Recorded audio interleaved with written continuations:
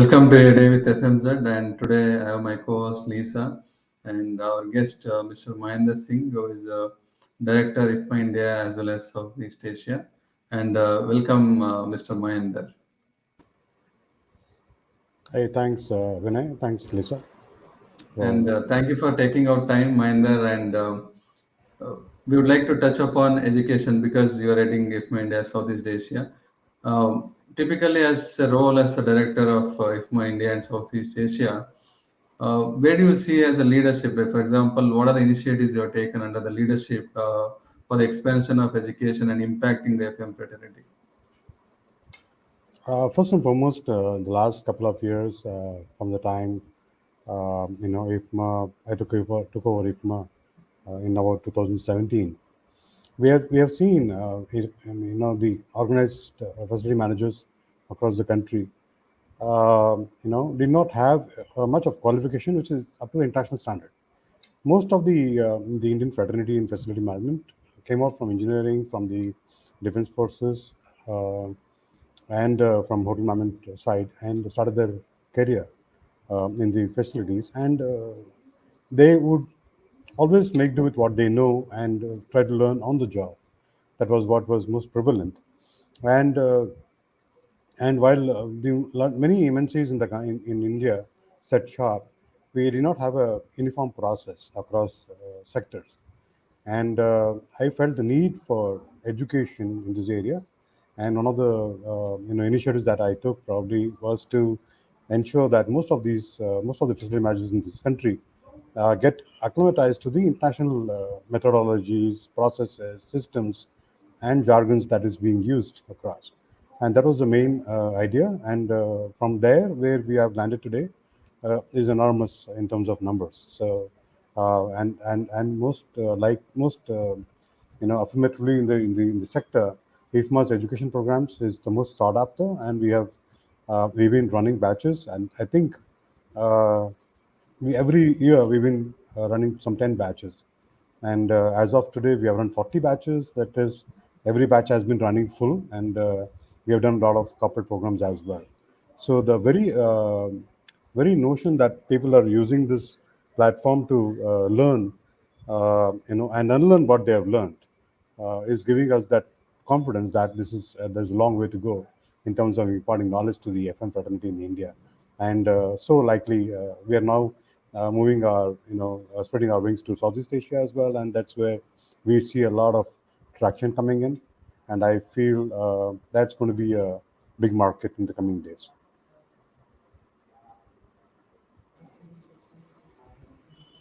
Thank you, Mahender. I think you are almost covered couple of my questions which I wanted to ask you. Basically, looking at worldwide, basically they're looking at focusing on bringing new talent into FM and making FM as an international profession. And the way we have seen in the last 2 decades, the profession which has grown in double digits.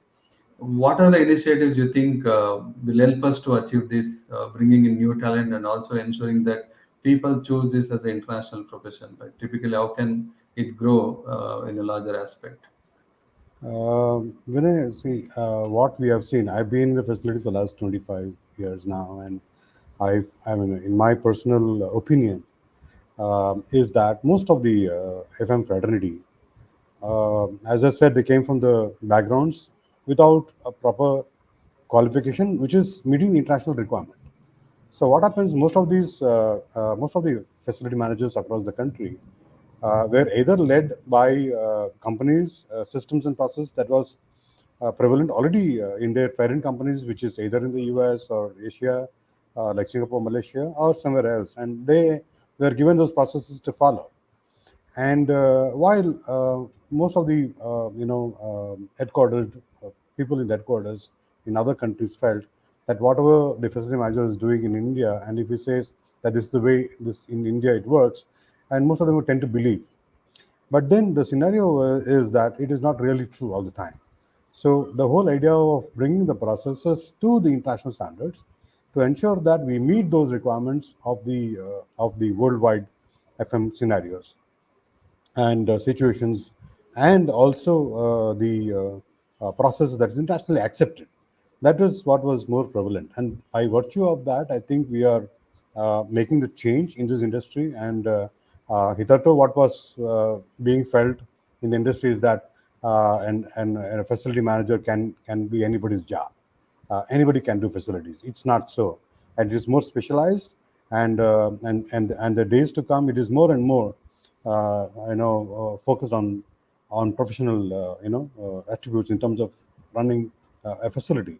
So, and as it is, you can see from this, it's not only a male dominated scenario, a lot of ladies who are coming in and in this area, and for them as well, it makes a lot of sense for people to learn the skill, as widely popular as the international market, and they touching base with the local leaders and reaching to the top at the same time, to achieve large positions.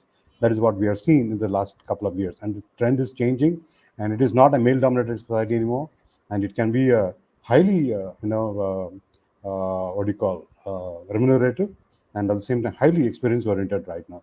We have seen a lot of ladies, a lot of women coming from various sectors, from the defense forces, from the hotel management institutes, housekeepers. They all have taken large positions in the country, and today they are seen they are on par or better in terms of what they can do, whether it is top project management, whether it is real estate, or whether it is facilities as a subject. I think they are excelling there everywhere, and more people are working on sustainability and many other initiatives. I think that's a great welcome in the current scenario, and it is just about improving. Thank you so much. Mahender, you anticipated many of our follow-up questions, but it leads me into another question that came up to me.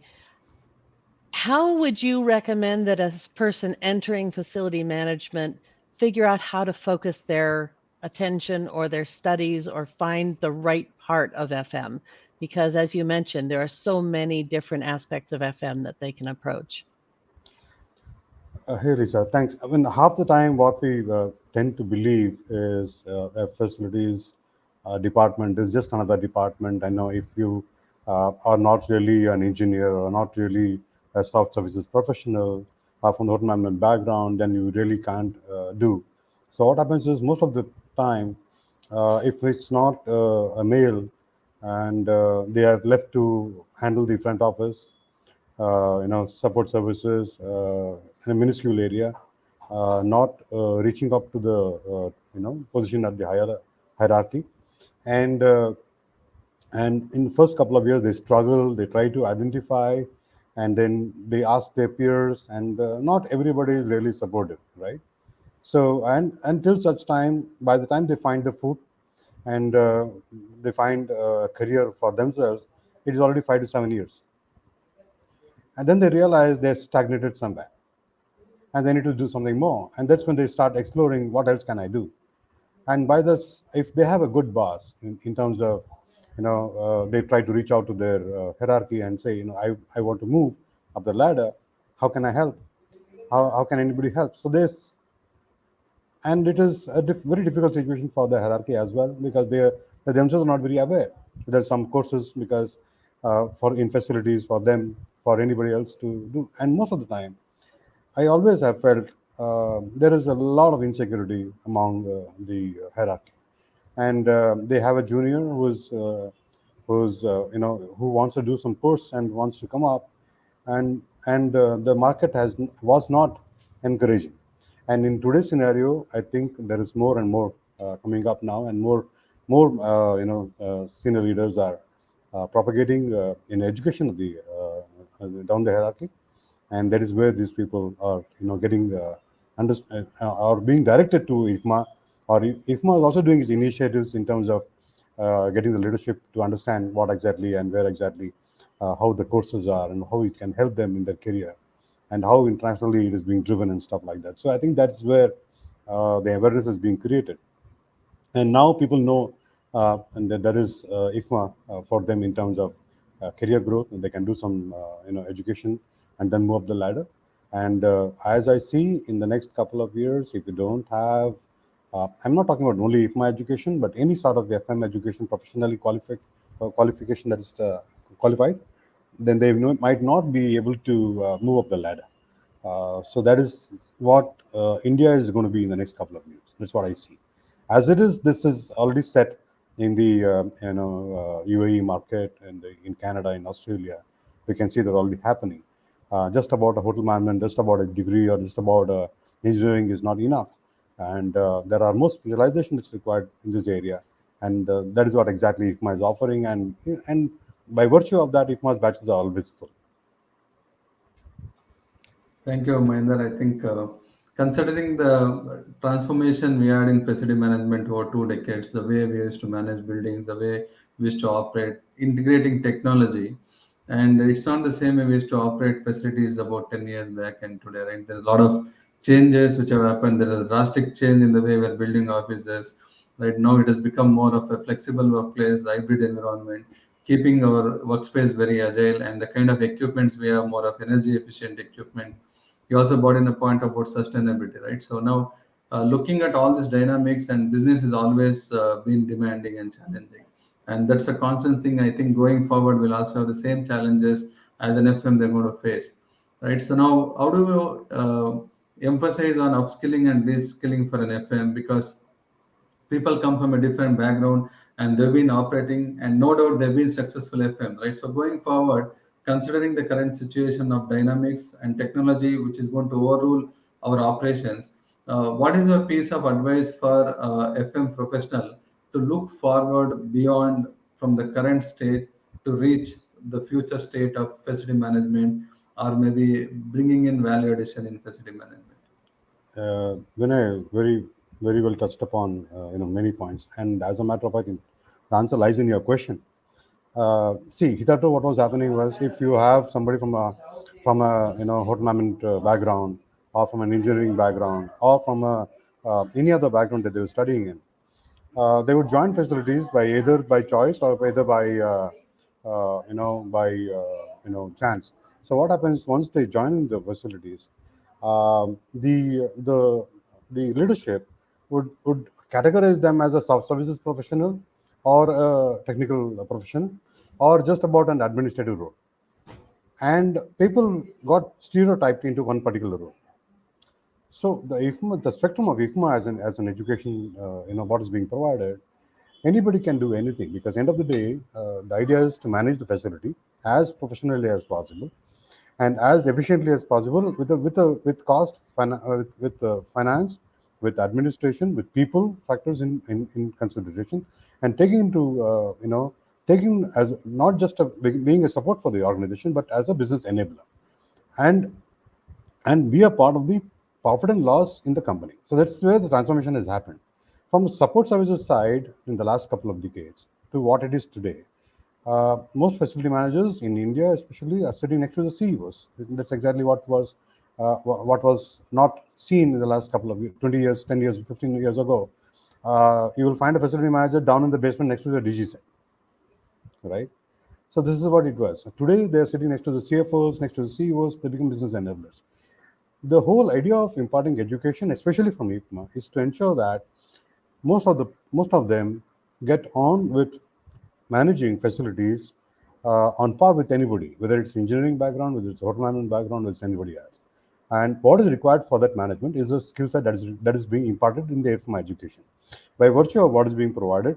And most of them who are FM qualified, FMP qualified, or IFMA qualified, get on to become rise up the ladder, and because they already have learned how to manage every other situation, whether it is sustainability, whether it is waste management, whether it is technology or artificial intelligence today, or engineering, or whether it's HVAC or any other. So software services and everything they already know. So the gone are the days when a soft services guy can only take care of soft services. An engineering guy is the only guy who's going to be growing up the hierarchy. Those things are not anymore the truth. The truth is, if you know how you can manage with the skill set that you obtain from education, if my education, you can reach up the ladder. And we have already seen the last couple of years, in spite of whatever it was, with the simplest qualification that IFMA has, people are reached on to largest positions that they can, and in a very short period of time. I think we will float a survey very soon, and we will see that the data that we're going to provide, we're going to come back with, is going to be enormously different, and it's going to be a change maker in the worldwide scenario. I think that's exactly where we are going to be coming in the very few days. Thank you so much.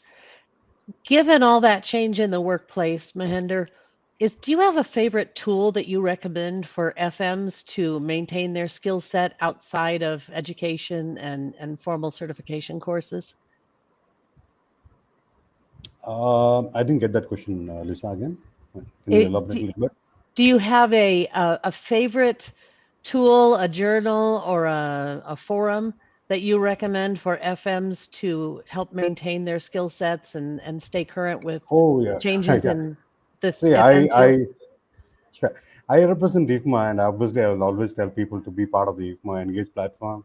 There are too many things that they can learn there, and the most versatile, the most spoken about, and I see the platform is so very encouraging for anybody around the world, whether he is just about a beginner or a professional who wants to ask questions and seek doubts. And the Engage platform is an amazing tool for anybody to get on with and understand what exactly where they're lacking in terms of education programs, or where they're lacking in terms of what they can do for their own facilities. And the international fraternity is there to help all the time. And just about you pop a question and people are there to answer. And I think people should make best use of that platform and reach out to the worldwide and the situation, whether it's Asia or the Europe, or whether it is Americas or not. It's just about a question that you can ask, and I'm sure most of the professionals are always they're helpful, and they can get on with the next thing that they know to do, whether it is forms, formats, best use, best processes that's available around the world, and somebody's there to always help. Thank you. Yeah, it brings the world to you. Correct. That's exactly what it is. Vinay, I think you have another question.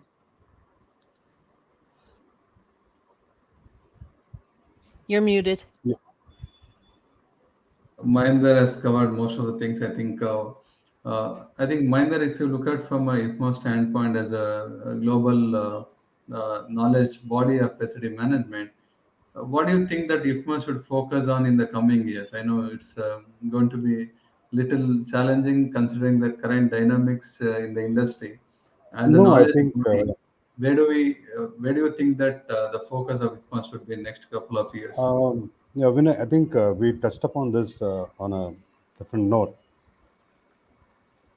IFMA is primarily a knowledge body, and people look forward on the journals, on any reports, benchmarking studies that come out from IFMA.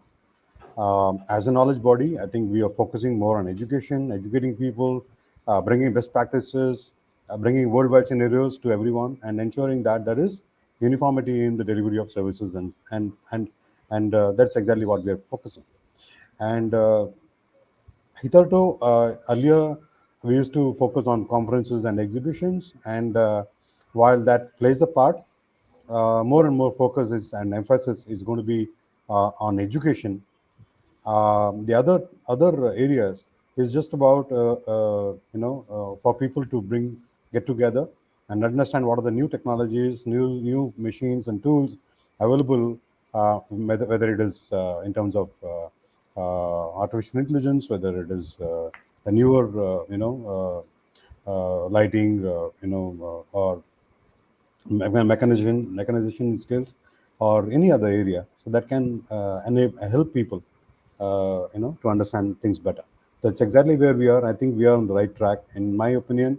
We are now embarking on working with universities across the country to provide education at the grassroots level. So I think that's where the next level is going to be. As of today, we are, because of the pandemic, we had slowed down, but I think we have inquiries enough from the professional universities who want to have facilities management as their own, as a subject in their campuses, and we are working on that still. But then it is going to be a long haul, and I think we will be there anyway. Thank you, Mahendra. I think you covered holistically. how do we make this as a choice of profession for everybody? For example, they choose a profession of IT, HR, there is a structured way approach. For finance, there is a structured approach. But how are we going to make this globally as a choice of profession is where we all need to combinedly work towards. I think you touched upon diversity. We also have Lisa here. I think more and more women coming into this profession, and we also have seen, especially in India, a lot of women leading, taking the leadership position with respect to FM. I think upskilling and reskilling is going to be ongoing, and the dynamics as facility management is so vast and it's a multidisciplinary profession. Bringing in expertise and upskilling ourselves, reskilling, aligning with the business needs and the environment, and keep contributing to the bottom line of the business, where we need to always operate with the cost constraint zone, and also with the restriction with respect to resources, challenging environment and dynamics. And how do we lead the future is what we have to create as the leaders in FM industry. I think education plays a very critical role. Understanding the global standards, aligning with what is happening around the world, and networking, and being a IFMA, being a knowledge body which tries to bring in the best practices across the globe. And thank you for being there today, Mahinder. I think we'll definitely have one more session with you in future about driving education across the different industries, right? Because FM is not very specific to only IT sector, like healthcare, industries, automobile, different sectors. So thank you for being there, and thank you, Lisa, for co-hosting. And thank Thank you you. all once again for watching us, and keep watching us for the future videos. Thank you all. Thank you. Thank you.